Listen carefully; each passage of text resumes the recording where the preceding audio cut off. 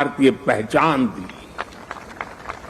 साथियों, आजादी के 75 वर्ष पूरे होने पर देश ने अपने लिए पंच प्राणों का विजन रखा है। इन पंच प्राणों में विकास के बड़े लक्ष्यों का संकल्प है, कर्तव्यों की प्रेरणा है, इसमें गुलामी की मानसिकता के त्याग का आह्वान है, अपनी विरासत पर गर्व का बोध है। आज भारत के आदर्श अपने हैं, आयाम अपने हैं। आज भारत के संकल्प अपने हैं, लक्ष्य अपने हैं। आज हमारे पथ अपने हैं, हमारे प्रतीक अपने हैं। और साथियों, आज अगर राजपथ का अस्तित्व समाप्त होकर कर्तव्य पथ बना है, आज अगर जॉर्ज पंचम की मूर्ति के निशान को हटाकर नेताजी की मूर्ति लगी है, तो ये गुलामी की मानसिकता के परित्याग का पहला उदाहरण नहीं है। ये न शुरुआत है न अंत है। ये मन और मानस की आजादी का लक्ष्य हासिल करने तक निरंतर चलने वाली संकल्प यात्रा है। देश के प्रधानमंत्री जहां रहते आए हैं, उस जगह का नाम रेसकोर्स रोड से बदलकर लोक कल्याण मार्ग हो चुका है। हमारे गणतंत्र दिवस समारोह में अब भारतीय वाद्य यंत्रों की भी गूंज सुनाई देती है।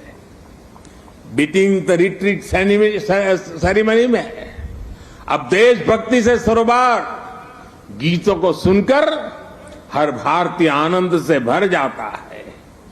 अभी हाल ही में भारतीय नौसेना ने भी गुलामी के निशान को उतारकर छत्रपति शिवाजी महाराज के प्रतीक को धारण कर लिया है। नेशनल वॉर मेमोरियल बनाकर देश ने समस्त देशवासियों की बरसों पुरानी इच्छा को भी पूरा किया है।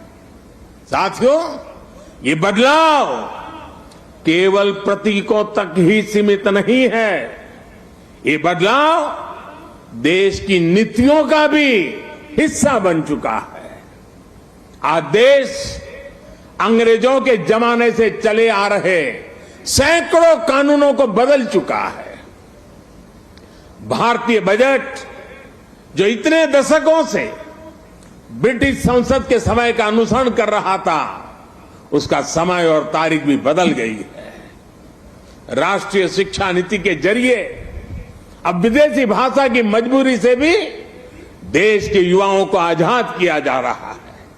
यानी आज देश का विचार और देश का व्यवहार दोनों गुलामी की मानसिकता से मुक्त हो रहे हैं।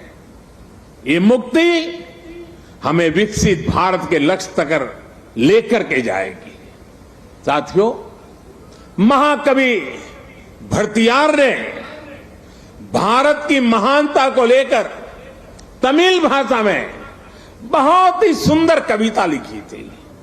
इस कविता का शीर्षक है पारुकुलई नल्ल नाइंगल भारत नाड़। महाकवि भरतियार की ये कविता हर भारतीय को गर्व से भर देने वाली है। उनकी कविता का अर्थ है, हमारा देश भारत पूरे विश्व में सबसे महान है। ज्ञान में, अध्यात्म में, गरिमा में, अन्नदान में, संगीत में, शाश्वत कविताओं में हमारा देश भारत पूरे विश्व में सबसे महान है। वीरता में, सेनाओं के शौर्य में, करुणा में, दूसरों की सेवा में, जीवन के सत्य को खोजने में, वैज्ञानिक अनुसंधान में हमारा देश भारत पूरे विश्व में सबसे महान है। ये तमिल कवि भरतियार का उनकी कविता का एक एक शब्द, एक एक भाव को अनुभव कीजिए। साथियों, गुलामी के उस कालखंड में ये पूरे विश्व को भारत की हुंकार थी। ये हमारे स्वतंत्र सेनानियों का आह्वान था। जिस भारत का वर्णन भरतियार ने अपनी कविता में किया है, हमें उस सर्वश्रेष्ठ भारत का निर्माण करके ही रहना है। और इसका रास्ता इस कर्तव्य पथ से ही जाता है। साथियों, कर्तव्य पथ केवल ईंट पत्थरों का रास्ता भर नहीं है। ये भारत के लोकतांत्रिक अतीत और सर्वकालिक आदर्शों का जीवंत मार्ग है। यहां जब देश के लोग आएंगे, वो नेताजी की प्रतिमा, नेशनल वॉर मेमोरियल, ये सब उन्हें कितनी बड़ी प्रेरणा देंगे। उन्हें कर्तव्य बोध से ओतप्रोत करेंगे। इसी स्थान पर देश की सरकार काम कर रही है। आप कल्पना करिए, देश ने जिन्हें जनता की सेवा का दायित्व सौंपा हो, उन्हें राजपथ जनता का सेवक होने का एहसास कैसे कराता। अगर पथ ही राजपथ हो तो यात्रा लोकमुखी कैसे होगी। राजपथ ब्रिटिश राज के लिए था, जिनके लिए भारत के लोग गुलाम थे। राजपथ की भावना भी गुलामी का प्रतीक थी, उसकी संरचना भी गुलामी का प्रतीक थी। आज इसका आर्किटेक्चर भी बदला है और उसकी आत्मा भी बदली है। अब देश के सांसद, मंत्री, अधिकारी जब इस पथ से गुजरेंगे तो उन्हें कर्तव्य पथ से देश के प्रति कर्तव्यों का बोध होगा।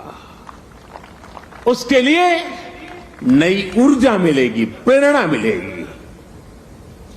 नेशनल वॉर मेमोरियल से लेकर कर्तव्य पथ से होते हुए राष्ट्रपति भवन का ये पूरा क्षेत्र, उनमें नेशन फर्स्ट, राष्ट्र ही प्रथम, इस भावना का प्रवाह प्रतिपल संचारित होगा।